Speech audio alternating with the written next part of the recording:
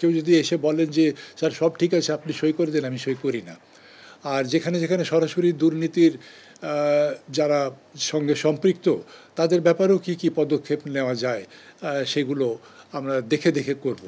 প্রথম দিনই আমি আমার মন্ত্রণালয়ের সঙ্গে আলোচনার প্রসঙ্গে বলেছিলাম যে আমরা যদি আইন অনুযায়ী কাজ করি তাহলে কিন্তু দুর্নীতি অটোমেটিক্যালি থাকবে না। আইন আছে যে আপনি 100 টাকার কাজ 100 টাকাই করবেন, কিন্তু সেখানে আমি যদি 30 টাকা ভাগাভাগি করে নিই তাহলে ওখানে থাকলো 70 টাকা। তো তাহলে এটা কি আইন বলে যে না 100 টাকা দিলে আপনি 70 টাকার কাজ করিবেন, বাকি 30 টাকা আপনি আনন্দ ফুর্তি করিবেন? এটা তো আইনে বলা নাই।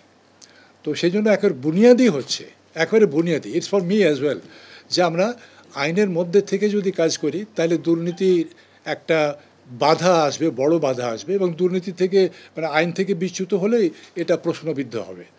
তো সেই ব্যাপারে যেহেতু তোমরা নিজেরাই বলছো, জানো এটা, যে যেখানে একটা বড় বাজেট থাকে আর কর্মকাণ্ড থাকে আর কি, সেখানে একটা দুর্নীতির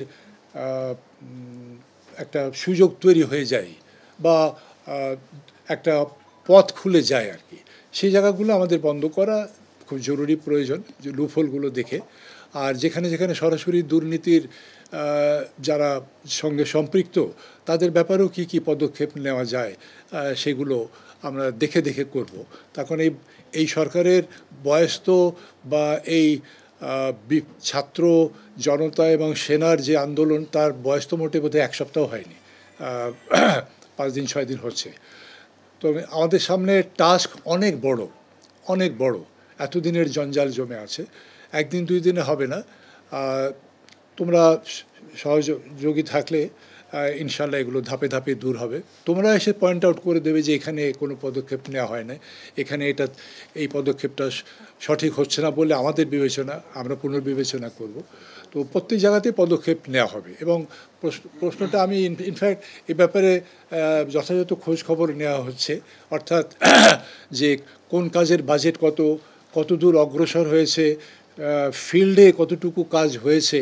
তার কারণ একটু বলে রাখি যে পাবলিক প্রকিউরমেন্ট হচ্ছে একটা জায়গা যেখানে দুর্নীতি হয় আর কি, পাবলিক প্রকিউরমেন্ট অ্যাক্ট এবং প্রকিউরমেন্ট রুল অনুযায়ী।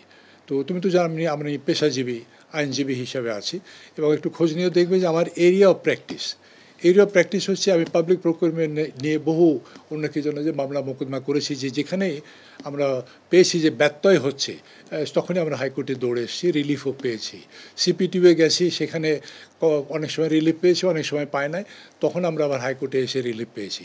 অর্থাৎ ভিন্নভাবে কিন্তু বলতে পারো যে আমরা দুর্নীতির বিরুদ্ধে মানে আইনজীবীরা লড়াই করে যাচ্ছেন। কিন্তু সেটা ঢাকঢোল পেটানোর বিষয় না, যেটা একেবারে আইনের মধ্যে আছে, এটা রসকসহীন বলে মনে হয়, কিন্তু এটা আমরা করে যাচ্ছি। তো যেহেতু এই ব্যাপারে আমার অভিজ্ঞতা একটা আছে, আমি প্রত্যেক দিনই যখনই আমার কাছে ফাইল নিয়ে আসি, বিশেষ করে প্রজেক্ট একটা হচ্ছে যেখানে তোমার অপচয়ের একটা জায়গা, দুর্নীতির একটা জায়গা, অভিযোগ আছে আর কি। তো আমি সেই জন্য প্রত্যেকটি প্রজেক্ট বলেছি যে কেউ যদি এসে বলেন যে স্যার সব ঠিক আছে আপনি সই করে দেন, আমি সই করি না।